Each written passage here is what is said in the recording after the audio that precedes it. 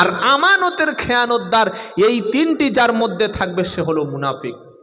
আর 4 নম্বরে নবী আরেকটা হাদিসে বলেছেন, যারা ঝগড়ার সময় অশ্লীল শব্দ পরস্পরের মধ্যে বলে, আর 3টি গুণ আগের আছে, মিথ্যা কথা, প্রতিশ্রুতি ভঙ্গ, আমানতের খেয়ানত ও পাকা মুনাফিক। মনে থাকবে যারা গালাগালি করে। আর একটা হলো যারা লোক দেখানো নামাজ পড়ে, আর একটা হলো যারা যুদ্ধের কথা, জিহাদের কথা শুনলে ভয় থেকে ঘর ছেড়ে বার হয় না। ওরা টুপির মধ্যে, দাড়ির মধ্যে, পাঞ্জাবির মধ্যে, তসবির মধ্যে জান্নাত কামনা করে।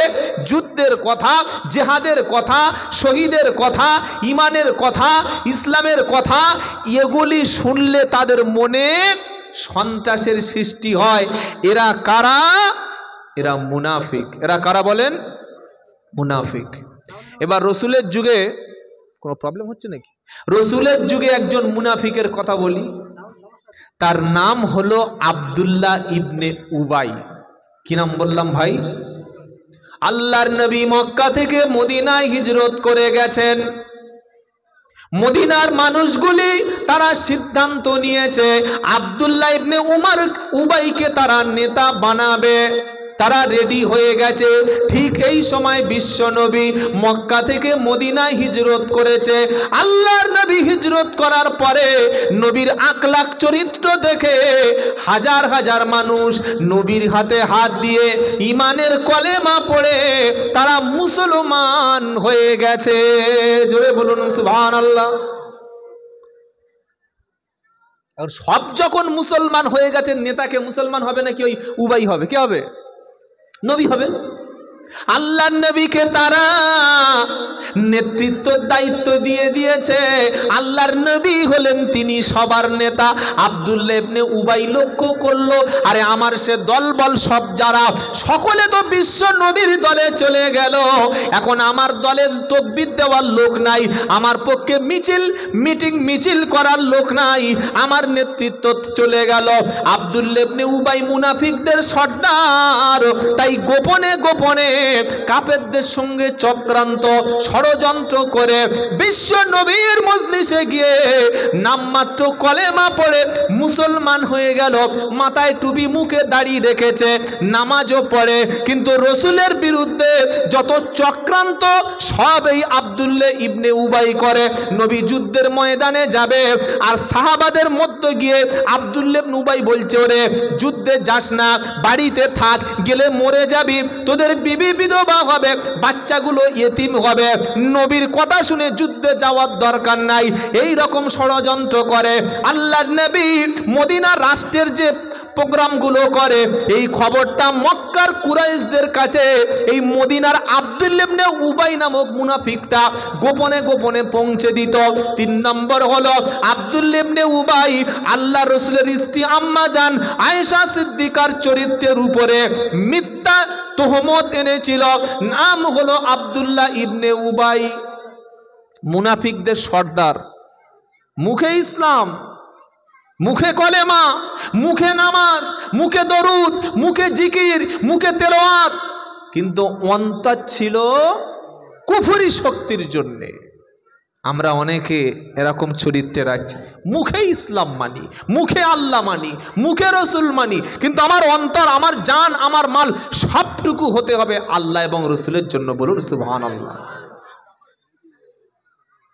লা ইলাহা ইল্লাল্লাহ একবার নয় 1000 বার কলেমা পড়ছে, কিন্তু সেই মুসলমানটা আবার আলেমদের পিছনে, আল্লাহ ওয়ালাদের পিছনে, মাদ্রাসার পিছনে, মসজিদের পিছনে কাটি করছে। প্রচুর মানুষ সমাজে আছে, মসজিদ মাদ্রাসা সহ্য করতে পারে না, টুপি সহ্য করতে পারে না, দাড়ি সহ্য করতে পারে না, ইমান সহ্য করতে পারে না। এই আব্দুল্লাহ ইবনে মুনাফিক সারা জীবন রসুলের দুশমনি করে গেছে। তবে তার ছেলের নাম আব্দুল্লাহ, সে ভালো মানুষ ছিল, নবীর সাহাবা ছিল। আব্দুল্লাহ ইবনে উবাই মৃত্যুর সময় ছেলেকে বলছে, দেখ আমার মরণের পরে বিশ্ব নবী যেন আমার জানাজার নামাজটুকু পড়ে দেয়, এইটুকু আমি আবেদন করে যাচ্ছি, নবীর কাছে পৌঁছে দিও। আব্দুল্লাহ ইবনে উবাই মারা গেল, মুনাফিকদের সর্দার। তার ছেলে নবীর একজন সাহাবা কাঁদতে কাঁদতে বিশ্ব নবীর কাছে গিয়ে বললেন, হুজুর, আমার আব্বা সারা জীবন অনেক ইসলামের বিরুদ্ধে কাজ করেছে, তবে আমার আব্বার একটা ওসিয়াত আছে। আমার আব্বার ওসিয়াত হলো আপনি আমার আব্বার জানাজার নামাজটা পড়ে তার জন্য একটু দোয়া করে দেবেন। হয়তো আপনার দোয়ার ওসিলায় আমার আব্বার আযাবটা আমার আল্লাহ হালকা করে দেবেন। জোরে বলুন সুবহানাল্লাহ। সারা জীবন যারা ইসলামের শত্রুতা করে, কোরআনের সঙ্গে শত্রুতা করে, মসজিদের সঙ্গে শত্রুতা করে, মাদ্রাসার সঙ্গে শত্রুতা করে, হাক্কানি আলেমদের সঙ্গে শত্রুতা করে, যত বড় মুসলমান হোক না কেন, এদের মরণের পরে আমার আল্লাহ কখনো ক্ষমা করবে না। আব্দুল্লাহ ইবনে উবাইয়ের মৃত্যুর খবর শুনে বিশ্ব নবী তার বাড়িতে গেল। আব্দুল্লাহ ইবনে উবাইয়ের জন্য আল্লাহর নবীর চেহারা মুবারক থেকে তার জুব্বা মুবারক, পাঞ্জাবি মুবারকটা বিশ্ব নবী খুলে মুনাফিকের সর্দারের জন্য কাফনের ব্যবস্থা করে দিলেন।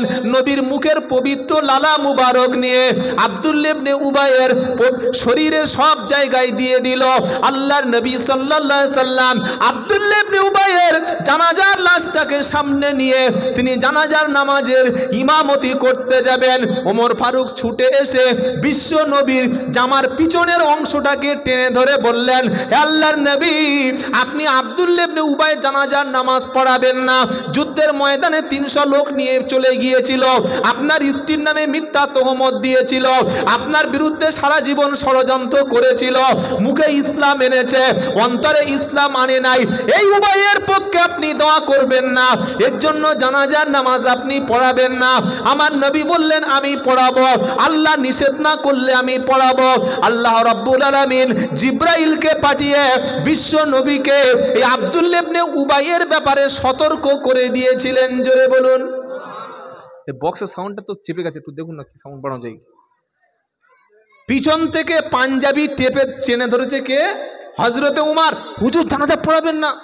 এই সেই মুনাফিক যে 300 লোক নিয়ে যুদ্ধের ময়দান থেকে আপনার বিরুদ্ধে পালিয়ে চলে এসেছে, আপনার স্ত্রী নিয়ে 1 মাস মিথ্যা রটনা মদিনায় রটিয়েছে আয়েশার বিরুদ্ধে। এই মুনাফিকদের সর্দার উবাই। আর আপনি তার জানাজার নামাজ পড়াবেন, আপনি তার জন্য দোয়া করবেন, তাই হয়? আল্লাহর নবী এত দয়াশীল, এত ক্ষমাশীল, এত মায়া, তিনি বললেন, আমার আল্লাহ যতক্ষণ না নিষেধ করবে আমি তার জন্য ক্ষমা চাইব। সুবহানাল্লাহ বলবেন না? সঙ্গে সঙ্গে জিব্রাইল আল্লাহ পাঠিয়ে দিলেন, দিয়ে কি বললেন? ইস্তাগফির লাহুম আও লা তাস্তাগফির লাহুম ইন তাস্তাগফির লাহুম ৭০ মাররাতান ফালাই ইয়াগফিরাল্লাহু লাহুম। আল্লাহু আকবার, কত বড় কথা।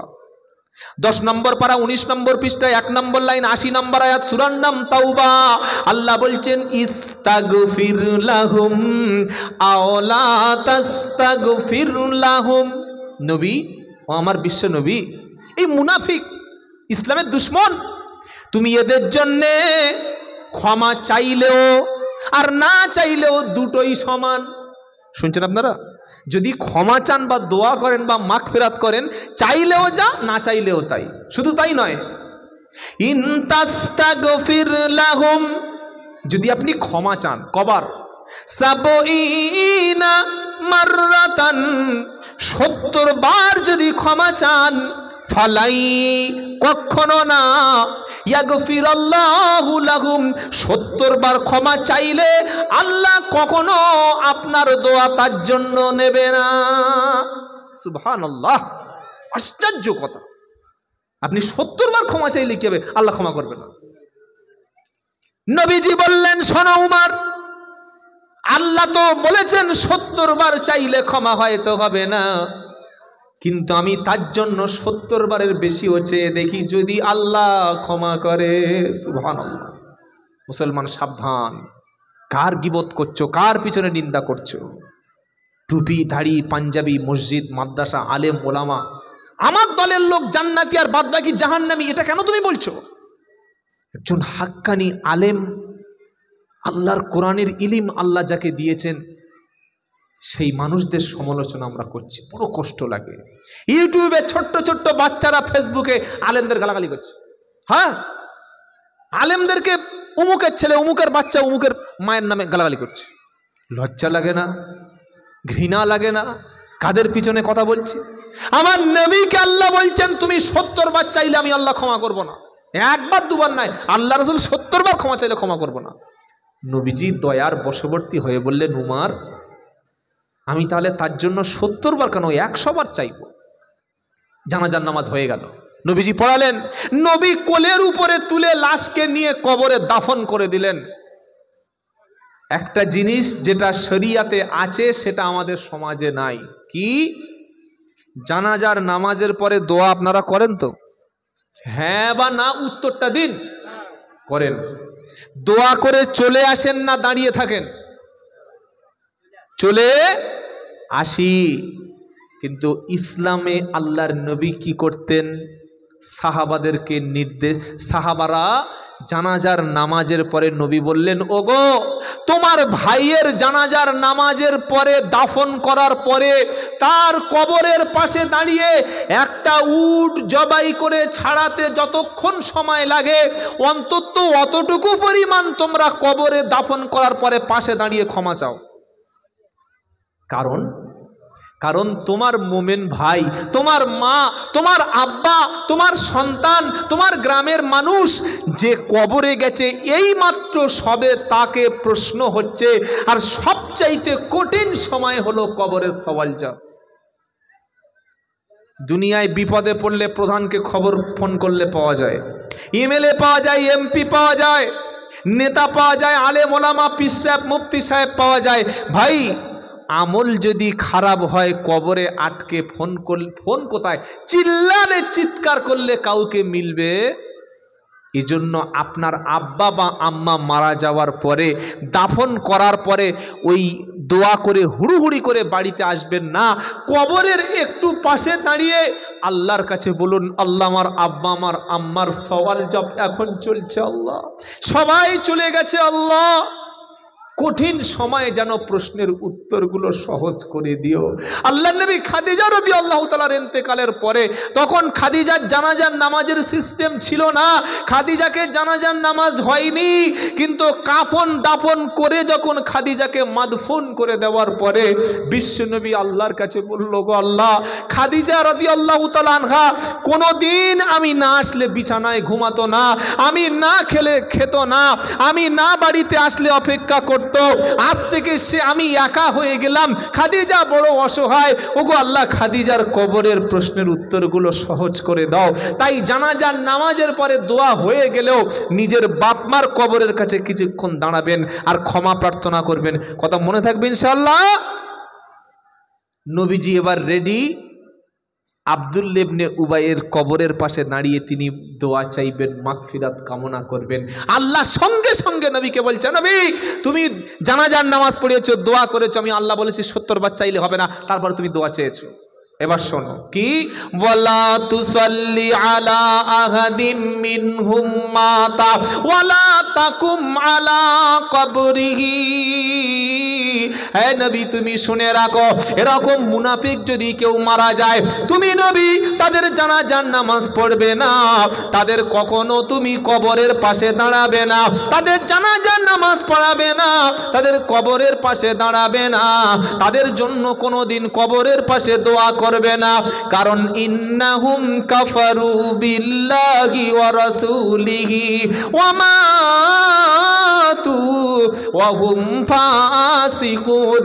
কারণ নিশ্চয়ই তারা আল্লাহ এবং রসুলের সঙ্গে কুফরি করেছে, ফাসিক অবস্থায়, সত্যত্যাগী হয়ে, মিথ্যাবাদী হয়ে, পাপিষ্ট হয়ে, রসুলের দুশমনি করে যারা মারা গেছে তাদের কবরের পাশে আপনি কখনো দাঁড়াবেন না।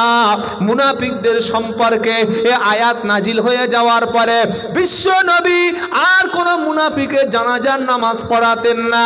আল্লাহর নবী মুনাফিক কারা কারা এটা সাহাবাদের কাছে প্রকাশ করে নাই, তবে হুজাইফা রাদিয়াল্লাহু তাআলা আনহু তার কাছে নবী মুনাফিকদের নামের তালিকা বলে দিয়েছিল। আল্লাহর নবীর ইন্তেকালের পরে ওমর ফারুক সেই ব্যক্তির জানাজার নামাজ পড়তে যেতেন যে ব্যক্তির জানাজার নামাজটা হুযায়ফা রাদিয়াল্লাহু তাআলা আনহু পড়তেন। মুনাফিকদের জানাজার নামাজ পড়ালে কাজ হবে না। মুনাফিকদের চিনব কিভাবে? কথা মিথ্যা, ওয়াদা ভঙ্গ, আর আমানতের খেয়ানত করা, আর ঝগড়ার সময় গালাগালি করা।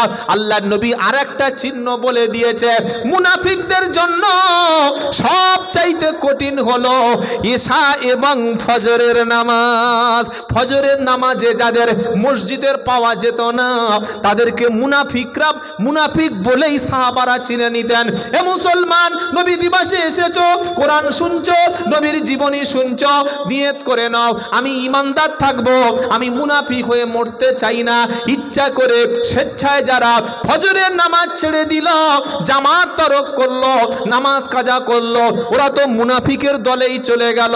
আল্লাহর নবীর ভালোবাসা কিসে জন্মায়? আমরা মনে করি 12ই রবিউল আউয়াল তারিখে জশ্নে জুলুস করলে, ঈদে মিলাদুন নবী শুধু করলে, নবীর উপরে দরুদ পড়লে, নবীর নাম শুনে চোখে একটু চুমা দিলে, দরুদ শরীফ পড়লে আল্লাহর নবীর প্রেমিক হয়ে যায়। এটা শুধুমাত্র আল্লাহর নবীর প্রেমিক না, আল্লাহর নবীর প্রেমিক হলো সেই ব্যক্তি মসজিদে আজান হবে, মুসলমান কাজ কারবার ব্যবসা বাণিজ্য সব কিছু ছেড়ে দিয়ে আল্লাহর মসজিদে গিয়ে নামাজ পড়ে যারা আশিকে রসুল হলো তারা।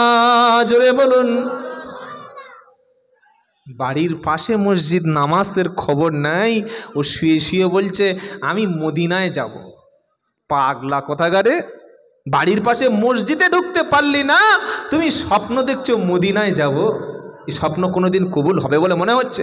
আমার আল্লাহর ভাইয়েরা, সকলে নিয়ত করুন ঈমান বাঁচানোর জন্য, ইসলাম বাঁচানোর জন্য, দিন বাঁচানোর জন্য, কোরআন বাঁচানোর জন্য। জীবনের যা হয়ে গেছে ও রাস্তা ছেড়ে দিয়ে আগামী কাল থেকে আল্লাহর ঘর ছাড়বো না, কোরআন ছাড়বো না, হাক্কানি ওলি, হাক্কানি পীর মাশায়েখ, হাক্কানি আলেম, হাক্কানি ওলামাদের পক্ষে থাকবো। একবার ইনশাআল্লাহ বলুন। আওয়াজ দেখেছ? কি ইমানের আওয়াজ না কিসের আওয়াজ? হ্যাঁ, সকলে অন্তর থেকে বলুন ইনশাআল্লাহ। এখানে বসে আছি অনেকে কাফনের কাপড় বাজারে চলে এসেছে। আজকে মরলে কালকের 2 দিন, পরের দিন কেউ কাঁদবে না। কাঁদবে? আরে পরের দিন কি কাঁদবে? বাপ মরে গেছে, ছেলেরা কাঁদছে, মেয়েরা কাঁদছে, কান্নাকাটি শেষ, জানাজা হয়ে গেল, 50 কেজি গোশ, 2 বস্তা আলু, 1 মণ চাল রান্না হলো, বিকালে খেয়ে মেয়েরা হাসতে হাসতে শ্বশুর বাড়ি, ছেলেরা এবার হাসতে হাসতে, বড় ছেলেটা বিড়ি খাচ্ছে আর বলছে বাপের জমির দলিল বার কর। কি হবে? ভাগ হবে। তোমার জন্য এই ছেলে কাঁদবে, কাঁদবে আলেম, কাঁদবে হাফেজ, কাঁদবে সন্তান। কোন সন্তান? যদি দুনিয়াতে আলেম বানিয়ে যেতে পারো।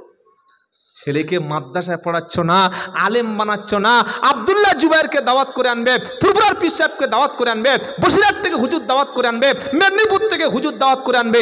আমরা বছরে 1 দিন কাঁদবো ভাই, 364 দিন তোমার জন্য কেউ কাঁদবে না।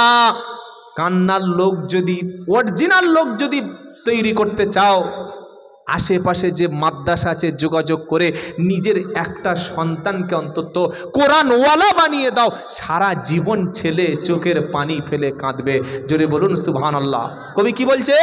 আজকে মরলে কালকের 2 দিন, পরের দিন কেউ কাঁদবে না। আজকে মরলে কালকের 2 দিন, পরের দিন কেউ কাঁদবে না। যাদের জন্যে করলে কামাই, মরলে তারা চিনবে না। শুনছেন আপনারা? কেউ চিনবে না বাবা। আজকে মরলে কালকের 2 দিন, পরের দিন কেউ কাঁদবে না। যাদের জন্য করলে কামাই, মরলে তারা চিনবে না। থাকতে সময় করো আমল, ঈমান করো খাঁটি। থাকতে সময় করো আমল, ঈমান করো খাঁটি। তোমারও আমার শেষ ঠিকানা 3.5 হাত মাটি। তোমার আমার শেষ ঠিকানা 3.5 হাত মাটি।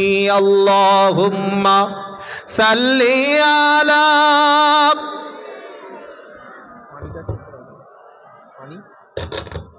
ওয়া আলা আলি সাইয়্যিদিনা মাওলানা মুহাম্মদ। নারাই তাকবীর।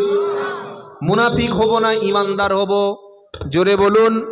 মুনাফিক হব না ইমানদার হব? ইমানদারকে মসজিদে পাওয়া যাবে, ইমানদারকে আলেমদের সোহবতে পাওয়া যাবে, ইমানদারকে মাদ্রাসায় পাওয়া যাবে, ইমানদারদেরকে নবীর সাথে পাওয়া যাবে। বললে হুজুর নমুনা, কোরআন বলছে ইয়া আইয়ুহাল্লাযীনা আমানুত্তাকুল্লাহা ওয়া কুনু মা'আস সাদিকিন। 11 নম্বর পারা 5 নম্বর পৃষ্ঠা 5 নম্বর লাইনের 119 নম্বর আয়াত সূরা তাওবা।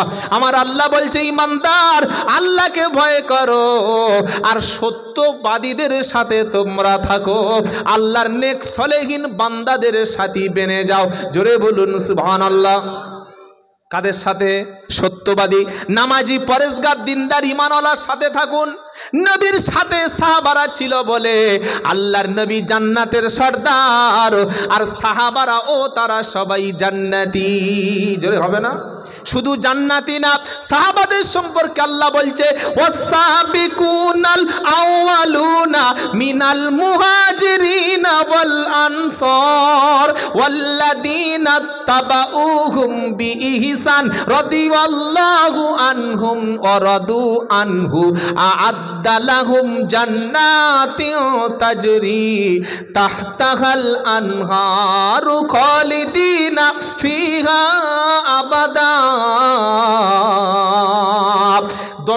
11 নম্বর পারা 2 নম্বর পৃষ্ঠা 1 নম্বর লাইনের 100 নম্বর আয়াত, সূরার নাম সূরা তাওবা। কোরআন শোনাচ্ছে ওয়াসাবিকুনাল আউয়ালুনা মিনাল মুহাজিরিনা ওয়াল আনসার। ঈমান আনার দিক থেকে মক্কার মুহাজির আর মদিনার আনসার, যারা মক্কা থেকে হিজরতকারী মুহাজির সাহাবা আর মদিনার সাহায্যকারী আনসার সাহাবাদের মধ্যে আগে যারা ঈমান এনেছিল আর তাদের অনুসরণ যারা করেছিল, আমার আল্লাহ বলছেন আমি আল্লাহ সাহাবাদের উপরও রাজি আর সাহাবারাও আল্লাহর উপরে রাজি। সমস্ত সাহাবারা সকলে চিরস্থায়ী জান্নাতি। সাহাবাদের ভালোবাসা অন্তরে আছে ভাই? আছে? একজন সাহাবার এত সম্মান সারা পৃথিবীর, শুনে রাখুন, সমস্ত আলেম ওলামা, হাফেজ, কারি, মুফতি, পীর, মাশায়েখ সবার আমল এক পাল্লায় একটা জায়গায় চাপিয়ে দিলে একজন সাহাবার এক রাতের আমলের সমান হবে না। সেই হচ্ছে সাহাবায়ে কেরাম। একবার জোরে হবে না সুবহানাল্লাহ? এবং তার মধ্যে এত সম্মান বেশি আল্লাহ ওমর ফারুককে দিয়েছিলেন। আল্লাহর নবীর ওমর দুনিয়াতে যেটা চেয়েছেন আমার আল্লাহ আরশ মহল্লা সেটা চেয়েছেন। একবার জোরে হবে না? বলে হুজুর দলিল 22 পারা সূরা আহজাব। তখন পর্দার কোনো আয়াত নাজিল হয়নি, পর্দার আয়াত নাজিল হয়নি। নবীর বাড়িতে বিভিন্ন রকমের ব্যক্তিরা আসছে, তো মানুষের মধ্যে ভালো আছে খারাপ আছে, কি ভাই সকলের অন্তর কি পাক নাকি? সবাই কি ভালো উদ্দেশ্য করে আসে? ওমর ফারুক একদিন বলছেন হুজুর আপনার বাড়ি মানে বিশ্ব নবীর বাড়ি, আর নবীর তো এরকম বিল্ডিং ছিল না, কোনো ডাইনিং রুম ছিল না, আলাদা বেডরুম ছিল না, কিচেন রুম ছিল না, টয়লেট রুম আলাদা আলাদা করে অ্যাটাচ ছিল না, একদম ছোট ছোট রুম, হুজরা। তো ওমর ফারুক বলছে হুজুর আপনার বাড়িতে অনেক মানুষ আছে, সব মুসলমানের তো অন্তর ভালো না, কারোর মধ্যে খারাপ কিছু থাকতে পারে, তো আপনার বিবির সঙ্গে সকলে তো দেখা করে, সকলে কথা বলে, এদের আর আপনার বিবি আর অন্য মুসলমানদের মাঝখানে একটা পর্দার আয়াত যদি হতো বা পর্দার যদি কোনো বিধান থাকতো ভালো হতো না? এটা কে বলছেন? জোরে বলেন। হ্যাঁ শুনে রাখুন, হযরত ওমর বলছেন। কখন বলছেন? যেদিন নবী জয়নাবকে বিয়ে করেন। জয়নাবটাকে জয়নাব বিনতে জাহাশ, তাকে বিয়ে করে বিশ্ব নবী মুহাম্মদ সাল্লাল্লাহু আলাইহি ওয়াসাল্লাম ওলিমা করেছিলেন, আর সেই ওলিমাতে খাসি জবাই করে নিজে হাতে সাহাবাদেরকে নিয়ে রুটি করে 300 মুসলমানদেরকে ওলিমার খাবার খাইয়েছিলেন। একবার জোরে হবে না সুবহানাল্লাহ? আপনাদের ভলে কি হয় জানি না, তবে আমাদের ওইদিকে না 200 জন বরযাত্রী আসবে বলেছে, 120 চলে এসছে 200 জন। শুনছেন? বরযাত্রী কজন আসবে বলেছে? 100। আসছে কজন?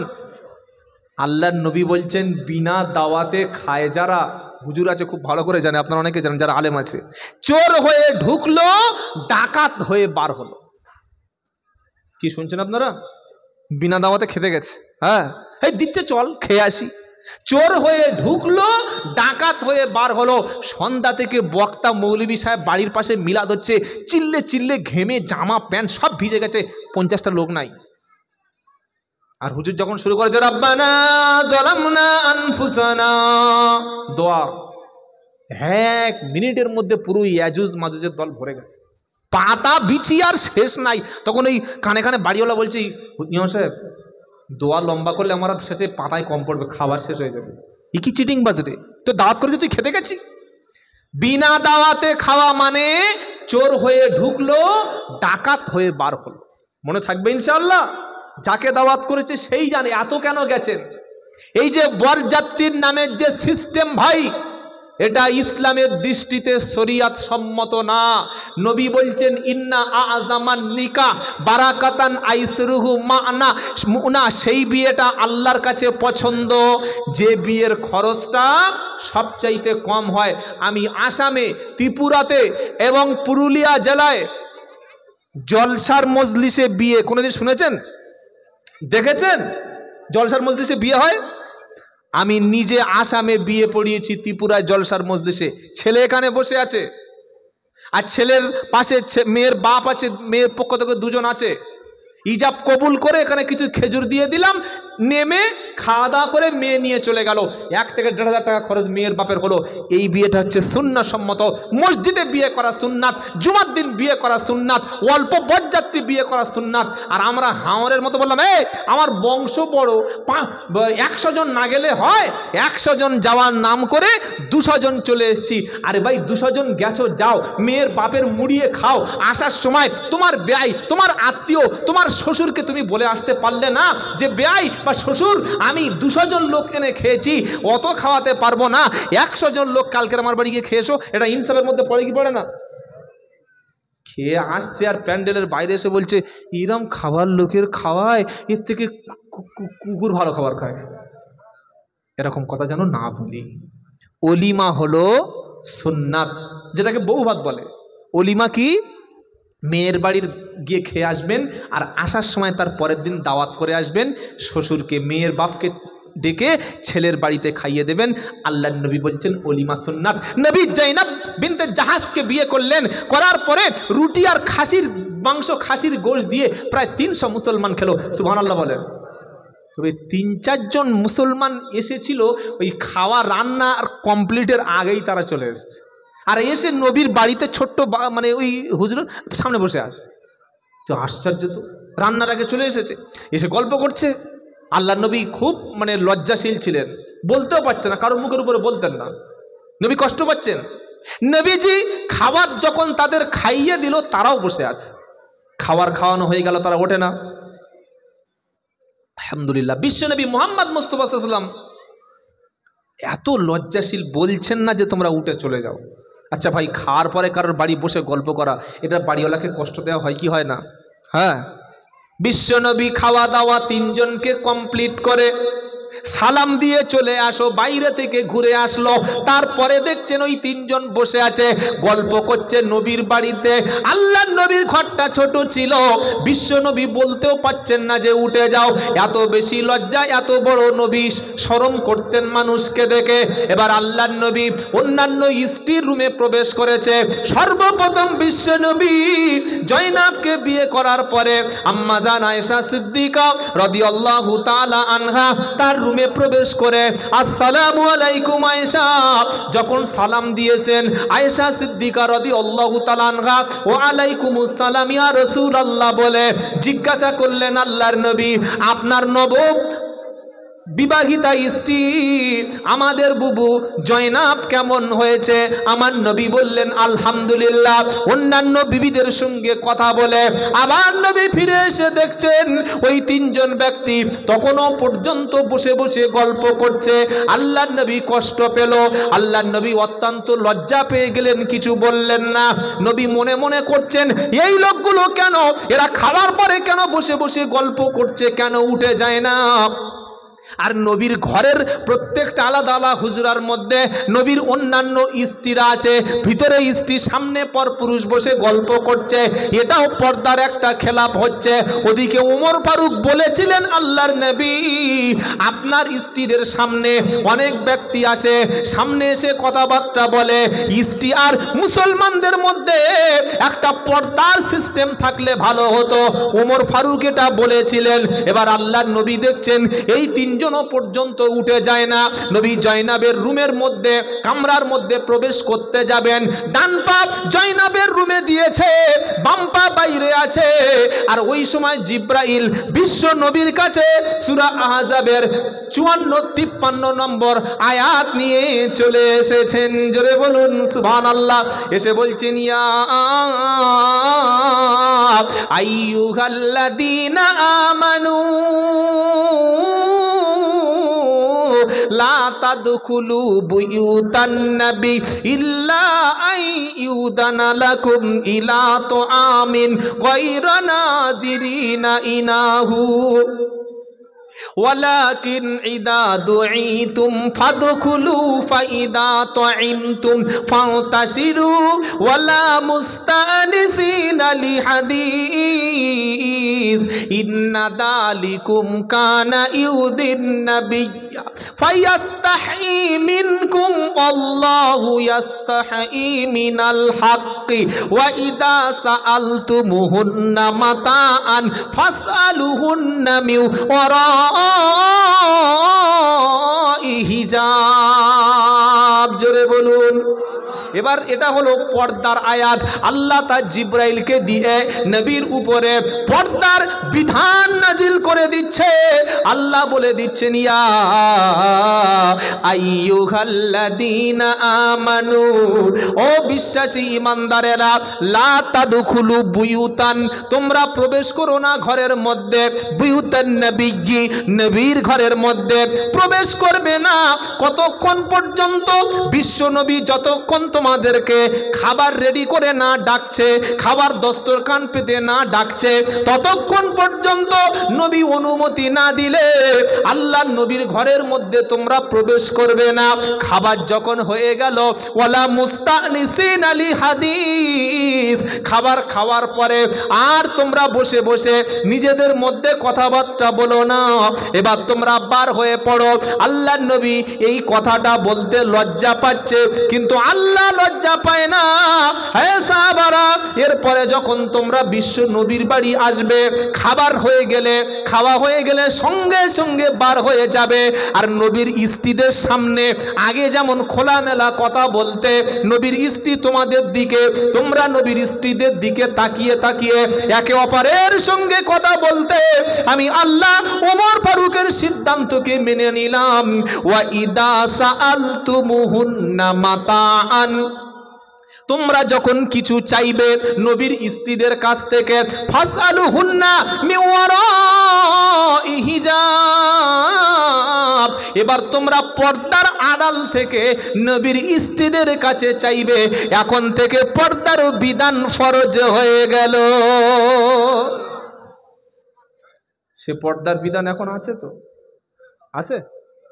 এই হ্যাঁ না বলুন না। থাকলে কি নিজের বউকে কোনোদিন বন্ধনের অফিসারের কাছে পাঠায়? হ্যাঁ, মুখে দাড়ি নিয়ে টুপি মাথায় দিয়ে মুসলমান দাবি করে, আর বউকে বলছে বন্ধন থেকে টাকা আন। ছি ছি ছি ছি ছি, এটা যেন আমরা না করি। আমি পুরুষ, ডাল ভাত, নুন ভাত, মাছ ভাত, শাক ভাত, কচু শাক খেয়ে হলেও আমার বউকে ঘরে রাখবো। আমি পুরুষ অর্থ উপার্জন করে তার মুখে আহার, রুটি, জীবিকার জোগাড় করব। এটা পুরুষের পৌরসত্বের দাবি, পুরুষের দাবি। নপুংসক কারা, হিচড়ে কারা? বাড়িতে বসে বউকে কাজে পাঠিয়ে তাদের হাতে ইনকাম খায় যারা, পুরুষ কিন্তু নয় তারা। কথা মনে থাকবে বাবা। সেদিন থেকে পর্দার ফরজ আয়াত যে নাজিল হলো, এখান থেকে কিয়ামত পর্যন্ত কোন স্বাধীন, কোন অ্যাডাল, কোন রকমের একজন নারী যখন সাবালিকা হয়ে গেল, তার কাছে পর্দা। চাচাতো ভাই, ফুফুতো ভাই, কলেজের বন্ধু কিংবা যেই হোক না কেন যে আসবে, অথবা আপনার স্ত্রীর সঙ্গে অপরিচিত ব্যক্তি তার পর্দা, আপনার দেওর আপনার ছোট ভাইয়ের সঙ্গে আপনার স্ত্রীর পর্দা, এটাই শরিয়াত। আমাদের সমাজে পর্দার বক্তব্য প্রচুর করে, কিন্তু আমাদের মুসলমান মেয়েরা সবচাইতে দুটো পর্দা লঙ্ঘন বেশি করে। এক, দেওরের কাছে কোনো পর্দা নাই, আর শালীর দুলাভাইয়ের কাছে কোনো কন্ট্রোল নাই, কোনো সীমানা নাই। মানুষ মনে করে দুলাভাই মানে নিজের ভাই। ওরে, দুলাভাইয়ের সঙ্গে দেখা করা বাঘের চাইতে দেখা করা আরো বেশি কঠিন। আর আল্লাহর নবী বলছেন, তোমাদের দেওর সম্পর্কে নবী বলছেন, মেয়েরা ওটা হলো হামউল মাউত, দেওর হলো মৃত্যু সমতুল্য। খালি দুটো কথা মনে রাখবেন, কোন বাড়ির মা বোন যেন স্বামীর ছোট ভাই দেওরের সঙ্গে একান্তে ঠিক ইমাম সাহেবকে যেভাবে পর্দা করেন দেওরের সামনে সেভাবে পর্দা করবেন। আর বাড়ির মহিলারা বিয়ের পরে ছোট ছোট শালীদেরকে নিয়ে আমরা মনে করি এরা কোনো ব্যাপার নয়, ও আমার শালী, শালীকে নিয়ে ঘোরা, তাদের সঙ্গে এনজয় করা এটা কমন ব্যাপার। নবী বলছে এটা হলো মৃত্যু সমতুল্য ফিতনা। কথা মনে থাকবে ইনশাআল্লাহ।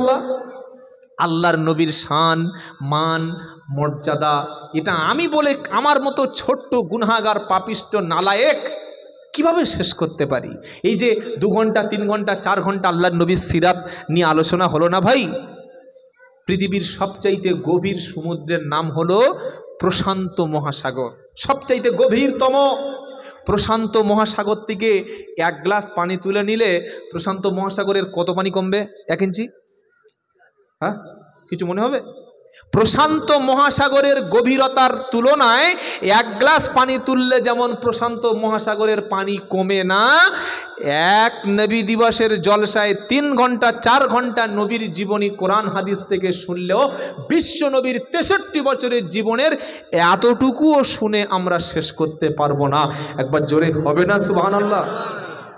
বলে যে তাহলে আমাদের কালকের ফের কি জলসা দেবার, কালকে আপনি এসে আরেকবার কিছু খাবেন বলছেন? না ভাই, আমি সহজ কথায় বলে দিয়ে যাচ্ছি, বাজার থেকে একটা বই কিনবেন, বইটির নাম হলো বিশ্ব নবীর জীবনী। কি বললাম? বিশ্ব নবীর জীবনী। বলল হুজুর আমি তো বাংলা জানি না। আপনি না পড়তে পারলেও আপনার ছেলে, আপনার মেয়ে, আপনার নাতি পোতা তারা বাংলা জানে, আপনার পুত্রবধূ ছেলের বউ সেও বাংলা জানে।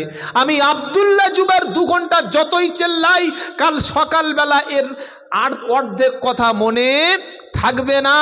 কিন্তু নবীর জীবনী 250 থেকে 300 টাকা, বিশ্ব নবীর জীবনী একটা কিনে যদি নেন, 1 পৃষ্ঠা 2 পৃষ্ঠা প্রতিদিন পড়বেন, আর নবীর জীবনী যেখানে পড়বেন চোখ ফেটে পানি আসবে, রসুলের প্রতি একটা মহাব্বত তৈরি হবে। কি ভাই পড়ার পক্ষে না শোনার পক্ষে? আমরা একটু বলুন। শোনারও পক্ষে আবার পড়ারও পক্ষে ইনশাআল্লাহ বলেন। এই জাতির আফসোস, জাতি পড়তে চায় না, শুনতে চায় কিন্তু পড়তে চায় না। ইহুদিরা, ইসরায়েল তারা আগাচ্ছে কিভাবে? বিশ্ব শাসন করছে, তাদের মধ্যে মূর্খ নাই, অশিক্ষিত নাই, সবাই পড়াশোনা করে। আর আমরা মুসলমানরা 2 ঘন্টা শুনে বাবা তাওয়ারকটা দিয়ে অনেক রাতে গেছে, খাই, কাল সকালে কাজে যেতে হবে না, কালকে আবার ওই রান্না পুজো আছে, তাই তো নাকি? ভাই শুনছেন আপনারা? খেয়ে আসবেন তাই তো? হ্যাঁ খেয়েছি, কি হয়েছে? না, আমি ঈমানওয়ালা, আমি মুসলমান, আমি ওই জিনিসটা হারাম, ওই শিরকের আড্ডায় যাব না, ওই খাবারটা খাবো না, বলুন ইনশাআল্লাহ। সকলের কাছে অনুরোধ করে যাচ্ছি, বিশ্ব নবীর জীবনী বাংলায় আছে, নবীর জীবনী কিনবেন, প্রতিদিন 10 মিনিট করে পড়বেন ইনশাআল্লাহ বলেন। এই নবী দিবস, এই সিরাতুন নবী, মিলাদুন নবী, রসুলের আগমনের সুন্দর অনুষ্ঠান, এটা আগামী বছর হবে। এটা আমরা চাই কি চাই না? যারা কারা চাই একটু হাত তুলুন দেখি। নারাই তাকবীর, তাকবীর, নারাই তাকবীর। যদি চান তাহলে একটু পক্ষে থাকতে হবে। কিছু কিছু লোক আছে নিরপেক্ষ, বলে আমি 7-এ নেই 5-এ নাই। শুনছেন আপনারা? ইসলাম কিন্তু ও সিস্টেম না, হয় পক্ষে থাক না বিপক্ষে যা। ওই মিডিল ইস্টে থেকে বাঁচার রাস্তা নাই। হয় আলেমের পক্ষে থাকো, কোরআনের পক্ষে থাকো, নবীর পক্ষে থাকো, আল্লাহ ওয়ালাদের পক্ষে থাকো, আর না আবু জেহেলের দলে নাম লেখাও। কি ভাই শুনছেন আপনারা? আমরা কাদের পক্ষে থাকবো? আলেমদের পক্ষে, ওলামাদের পক্ষে, আল্লাহ হাক্কানি ওলিদের পক্ষে, মাদ্রাসার পক্ষে, কোরআনের পক্ষে বলি ইনশাআল্লাহ। তবে থাকলে আমার উপরে বিপদ আসবে না? আসবে না? আসুক না যত বাধা, যত ঝড় সাইক্লোন, রসুলের পথে মোরা চলবো। একবার জোরে ইনশাআল্লাহ বলুন তো দেখি। পিছনের লোকগুলো খুব চালাক, ও বলছে যা হচ্ছে সামনে থেকে হোক। জোরে বলুন না ইনশাআল্লাহ। আসুক না যত বাধা, যত ঝড় সাইক্লোন, রসুলের পথে মোরা চলবো। এ জীবন বাজি রেখে বাংলার জমিনে মোরা দ্বীন ইসলামের উপরে থাকবো। নারাই তাকবীর।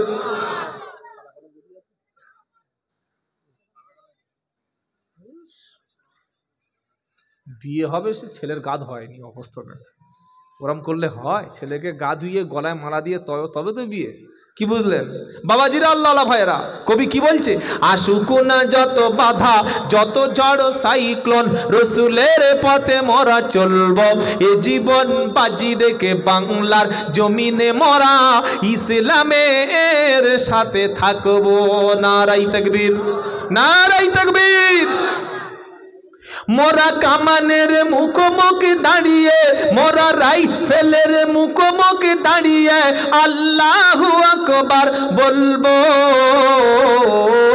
তাকবীর, নারাই তাকবীর। বললে হুজুর জলসায় কামানার রাইফেল কোত্থেকে আসছে? এই মসজিদ, মাদ্রাসা, ঈদগাহ, কবরস্থানের বিরুদ্ধে যে বিল তারা পাশ করেছে, আগামীতে যে লড়াই শুরু হবে ওটা হচ্ছে ওয়াকাব বাঁচানোর লড়াই। ওয়াকাব বাঁচানোর লড়াই মানে ইমান বাঁচানোর লড়াই, ইসলাম বাঁচানোর লড়াই। মসজিদ না থাকলে, মাদ্রাসা না থাকলে, ঈদগাহ না থাকলে, কবরস্থান না থাকলে আপনার বেঁচে থাকার কোনো মানে থাকবে না। তাই নিয়ত করুন, মাথায় কাপড়ের কাপড় বেঁধে কে ডাক দিল দেখার দরকার নাই। ফুরফুরা পীর সাহেব ডাকছে, নাকি বসিরহাট পীর সাহেব ডাকছে, নাকি তবলিগ জামাত ডাকছে, নাকি ওই আজানগাছি ডাকছে, না বেরিলি পীর সাহেব ডাকছে, কে ডাকছে দেখার দরকার নাই। ওয়াকাফের পক্ষে, মসজিদ মাদ্রাসা বাঁচানোর পক্ষে যে আলেম ডাকবে, যে ওলামারা ডাকবে, আমরা মসজিদ বাঁচানোর পক্ষে, ওয়াকাফ বাঁচানোর পক্ষে প্রত্যেকে শরীক হব। কি ভাই নিয়ত করছেন? ইনশাআল্লাহ বলেন। যদি মুনাফিকি করেন যে না আলেমরা যাবে, মসজিদ নামাজিরা যাবে, আমরা খালি রসুলের নাম শুনে সাল্লাল্লাহু আলাইহি সাল্লাম বলবো, এটা হচ্ছে মুনাফিকি। আর এসব বাঁচাতে গিয়ে যদি মৃত্যুটা এসে যায়, ওই মৃত্যু কোনো সাধারণ মৃত্যু না, ওই মৃত্যুটা হলো শহীদের মৃত্যু। আর শহীদের মৃত্যু একবার যদি হয়ে যায়, বিনা হিসাবে জান্নাতি জান্নাতি।